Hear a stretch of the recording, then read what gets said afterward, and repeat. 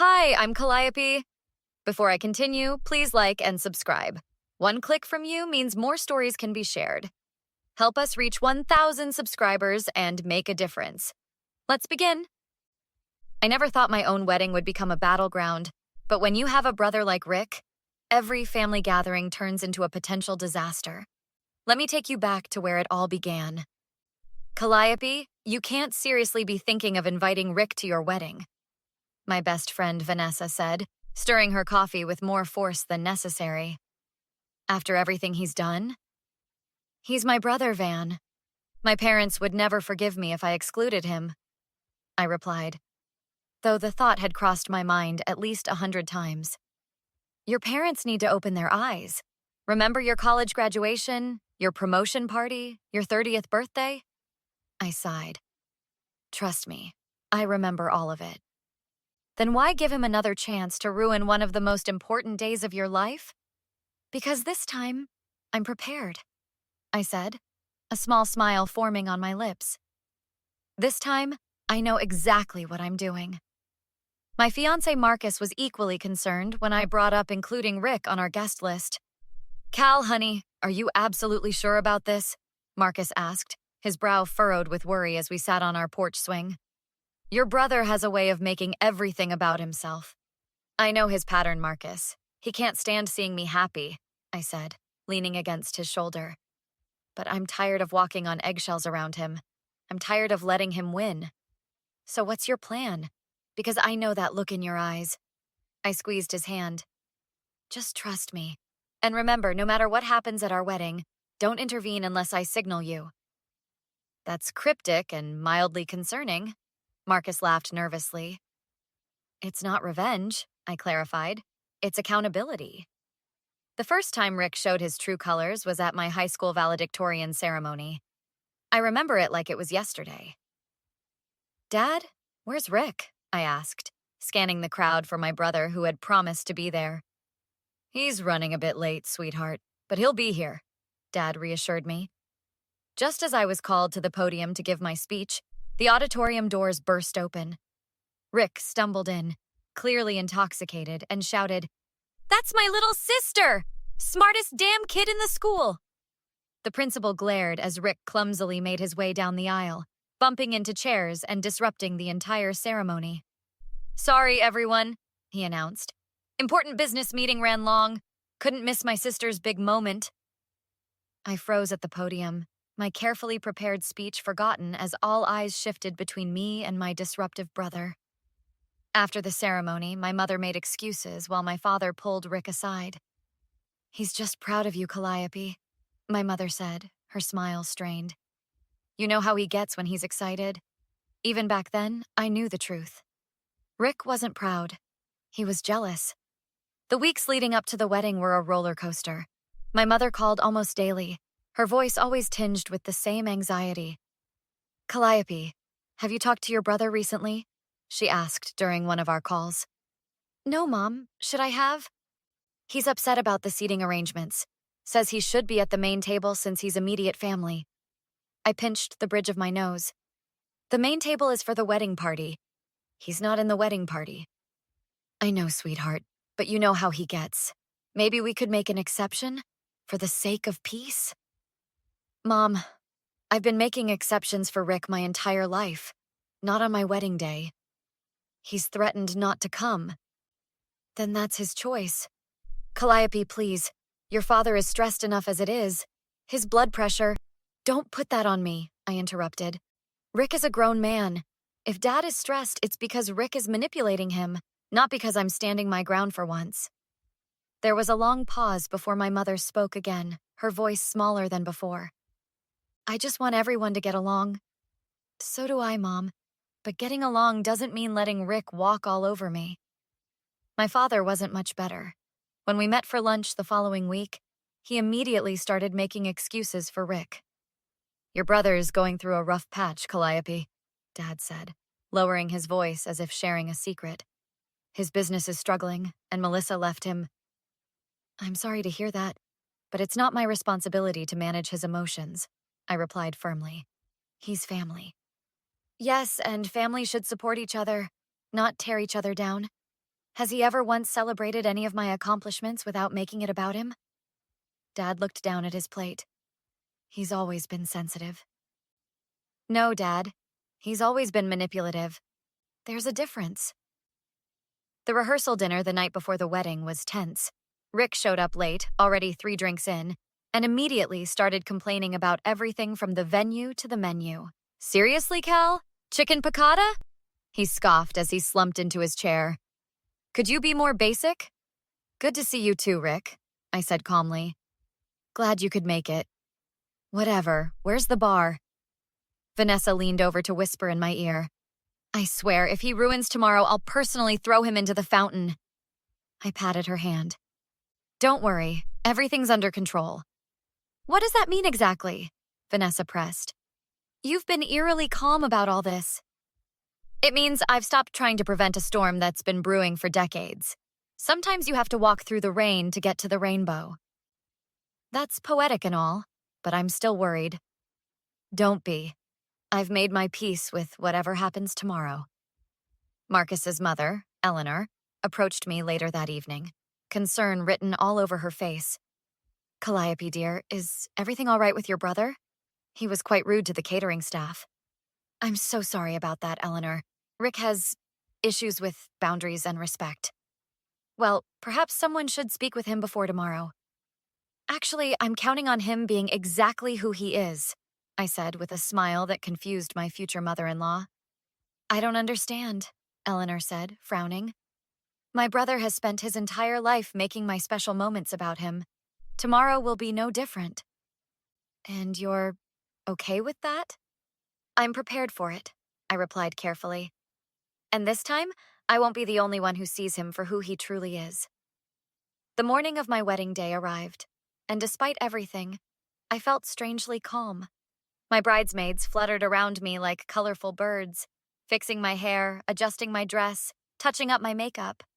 You look absolutely stunning, Vanessa said, tears welling in her eyes. Don't you dare cry and ruin your makeup, I warned her with a laugh. I just can't believe how collected you are. Aren't you worried about Rick? Not even a little bit, I assured her. Today is going to be perfect, regardless of what my brother does. You've changed, Cal, Vanessa observed, studying my face. I've never seen you this resolute. I had an epiphany a few months ago. I realized I've spent my entire life anticipating Rick's next explosion, trying to defuse bombs that were never mine to begin with. Not anymore. Well, whatever happens, we've got your back, she said, squeezing my hand. The ceremony went off without a hitch. Rick sat sullenly in the 3rd row, checking his watch every few minutes, but he remained quiet. It wasn't until the reception that things took a turn. Marcus and I had just finished our first dance when I spotted Rick at the bar, downing his 4th whiskey in less than an hour. Our eyes met briefly across the room, and I knew exactly what was coming. Speech time, the DJ announced. Would the best man and maid of honor please come to the microphone? After heartfelt words from Marcus's brother and Vanessa, the DJ made the mistake of asking if any family members would like to say a few words. Rick practically lunged for the microphone. Well, well, well, he drawled, his words slightly slurred. My little sister, married at last. Who would have thought? The room fell uncomfortably silent. You know, Calliope has always been the golden child. Perfect grades, perfect job, perfect fiancé. Sorry, husband now, he continued, his tone growing increasingly bitter. Meanwhile, the rest of us mere mortals have to deal with life's actual problems. My mother started to rise from her seat, but my father pulled her back down, whispering urgently in her ear. Must be nice, Cal, having everything handed to you on a silver platter. Some of us have to work for what we get. I remained perfectly still, my expression neutral, my eyes never leaving his. You think you're so much better than everyone else, don't you? Rick's voice was rising now. With your fancy job and your perfect little life? He staggered toward our table, grabbing a champagne flute on his way. Well, here's to the happy couple, he said, raising the glass mockingly. May you enjoy the charmed life you clearly think you deserve. Then it happened. The moment I'd been anticipating. Rick lurched forward, accidentally spilling champagne all over my wedding dress. Gasps echoed throughout the room. Oops, he said with a cruel smirk. Clumsy me. But he wasn't done. In one swift, clearly deliberate movement, he shoved our beautiful 3-tier wedding cake off its stand, sending it crashing to the floor in a spectacular mess. Now the party can really start, he announced to the stunned crowd. Everyone expected me to break down, to scream, to create a scene. Instead, I slowly stood up, champagne dripping from my ruined dress, and walked calmly to where he stood. Are you finished? I asked quietly. What? No tearful breakdown? No begging me to behave? Rick sneered. No, Rick, not anymore. I turned to address our shocked guests. I want to thank my brother for this display. It perfectly illustrates what I've been dealing with my entire life, I said, my voice steady. For those of you wondering why I'm not upset, it's because this is exactly what I expected him to do. Rick's smirk faltered. You see, my brother can't stand when attention isn't on him. He's ruined every significant moment in my life. My high school graduation, where he started a fight with our principal. My college scholarship ceremony, where he showed up drunk and insulted the dean. My 30th birthday, where he hit on my boss's wife and got me nearly fired. Murmurs spread through the crowd as people began to nod in recognition or whisper to each other. I invited him today knowing exactly what would happen, I continued, because I wanted everyone to see once and for all who he really is. You set me up? Rick sputtered. No, Rick. I just stopped protecting you from the consequences of your own actions. I motioned to Marcus, who stood and joined me, wrapping an arm around my waist in silent support. I also want everyone to know that my brother's business is failing not because of market conditions, as he claims, but because he's been stealing clients' deposits and never completing the work. His girlfriend didn't leave him because she couldn't handle his success. She left because she caught him cheating with her sister. Rick's face turned pale, then red with fury. You have no right. I have every right. I'm done covering for you, done making excuses, done pretending that your behavior is acceptable because you're family. I looked directly at my parents, whose expressions were a mix of shock and dawning realization. Mom, Dad, I love you both, but your enabling has to stop. Rick won't change unless he's forced to face consequences. My father stood up slowly. Calliope, I had no idea it was this bad. Yes, you did, I corrected gently. You just chose not to see it. Rick lunged toward me, but Marcus stepped between us. I think it's time for you to leave, my husband said firmly. This isn't over, Cal, Rick spat. You'll regret this. No, I won't, I replied with certainty. But you might finally learn something from it. As security escorted my brother out, I turned back to our guests. Now, who wants to help us salvage this reception? I believe we still have plenty of champagne, and I hear the kitchen staff can whip up some emergency cupcakes. The tension broke as people laughed and applauded. Vanessa rushed over with a damp cloth for my dress, and Eleanor announced she'd coordinate the dessert situation. Later that evening, as Marcus and I swayed on the dance floor, my dress still stained but my heart lighter than it had been in years, my mother approached us. Calliope, she said hesitantly. I owe you an apology. We've been making excuses for Rick for so long that we stopped seeing what it was doing to you. It's okay, Mom.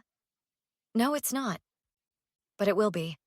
Your father and I have decided no more financial bailouts for Rick. He needs professional help, not enablers. I hugged her tightly. That's all I've ever wanted for him. 3 months after the wedding, my father called with news. Rick showed up at our door last night, he said, his voice tired but resolute. What did he want? Money, of course. Said his landlord was threatening eviction. And? I held my breath. And I told him no. I offered to help him find a therapist instead. How did he take it? Not well, Dad sighed. He called me every name in the book, said we were choosing you over him. But I stood my ground, Cal. For the first time in his life, I didn't cave. I'm proud of you, Dad. Your mother's heartbroken, but she agrees it's for the best. 6 months later, I received a text from Rick that simply read, You were right. I'm getting help. I didn't respond. A year after our wedding, we held a vow renewal ceremony, a small, intimate gathering with only our closest friends and family. Rick wasn't invited. My parents understood. Any regrets? Marcus asked as we danced under the stars, this time with no champagne disasters or cake catastrophes. Not one, I replied honestly. Sometimes the kindest thing you can do for a toxic person is to stop protecting them from reality. And sometimes the kindest thing you can do for yourself is to stop setting yourself on fire to keep others warm, he added wisely. You know what the strangest part is? I mused, resting my head on his shoulder. I don't even feel angry anymore. Just free. Freedom looks good on you, Marcus said, twirling me gently. Vanessa joined us later, champagne in hand. To the most dramatic wedding I've ever attended and the most peaceful vow renewal, she toasted. I'll drink to that, I laughed. Have you heard from Rick lately? She asked cautiously. My parents say he's been attending therapy consistently for 6 months now, taking medication, holding down a job. Do you think you'll ever reconcile? I shook my head slowly. I don't. No, Van. Forgiveness doesn't always mean letting someone back into your life. Well, whatever you decide, we're here for you, she said, raising her glass again. I looked around at our small circle of genuine, supportive people and felt nothing but gratitude.